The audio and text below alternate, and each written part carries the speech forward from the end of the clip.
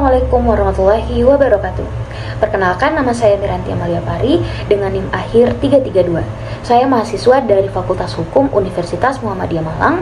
Di video kali ini saya akan merangkum pemahaman yang saya ketahui terkait manajemen kantor hukum atau law firm, sebagaimana yang telah dipelajari selama 1 semester di mata kuliah manajemen kantor hukum. Yang pertama, saya akan menjelaskan tentang pengertian manajemen kantor hukum, struktur dan juga tujuannya.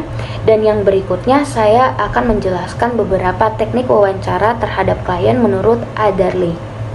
Yang pertama, manajemen kantor hukum atau law office management adalah proses komprehensif yang melibatkan perencanaan, pengorganisasian, pengarahan, serta pengawasan semua aktivitas dalam sebuah firma hukum atau kantor advokat guna mencapai efisiensi operasional, kepatuhan etika profesi, dan pertumbuhan berkelanjutan.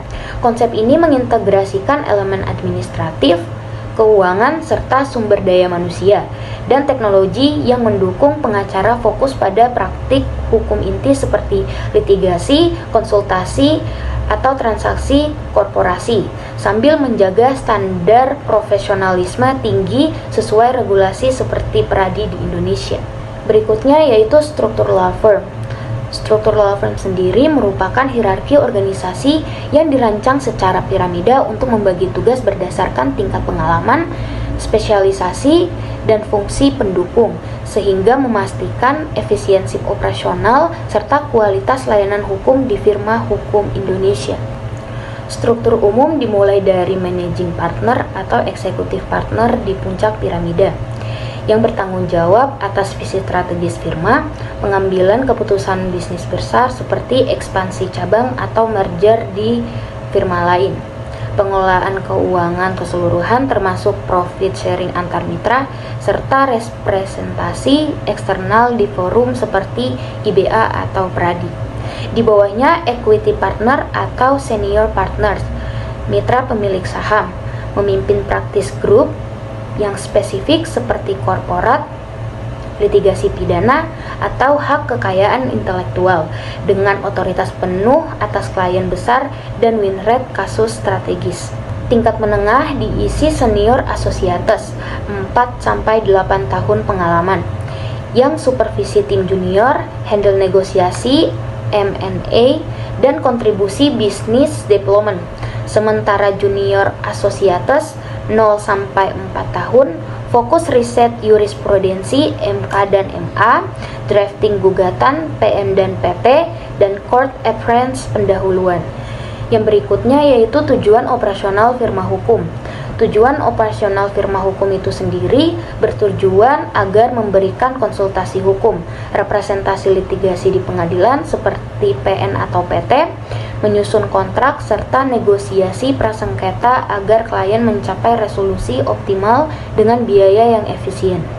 Selain itu, firma menargetkan retensi klien jangka panjang melalui keahlian spesialisasi seperti hukum korporat, pidana, atau tata usaha negara yang sejalan dengan etika Pradi.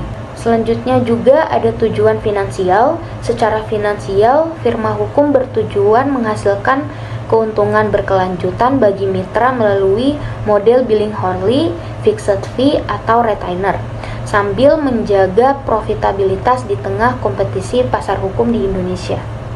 Yang selanjutnya, yang kedua, yaitu beberapa teknik wawancara terhadap klien menurut Adderley.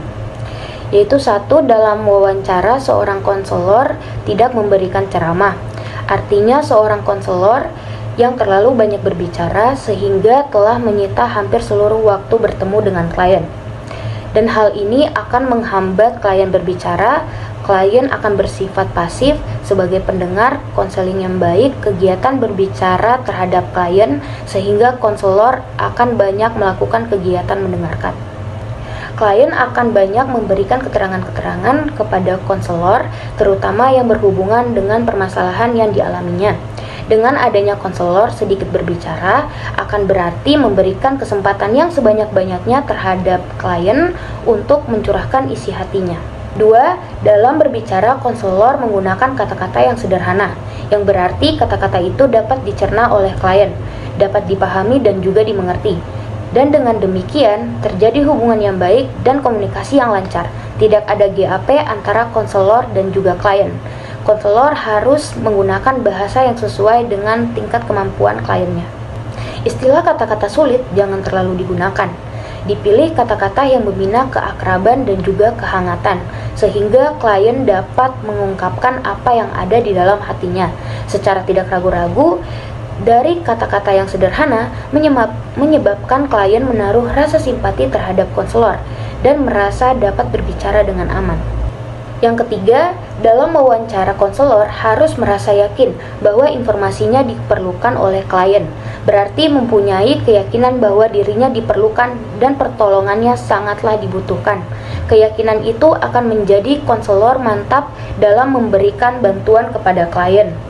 Maka konseling yang efektif adalah apabila klien secara sukarela datang sendiri pada konselor untuk meminta bantuan.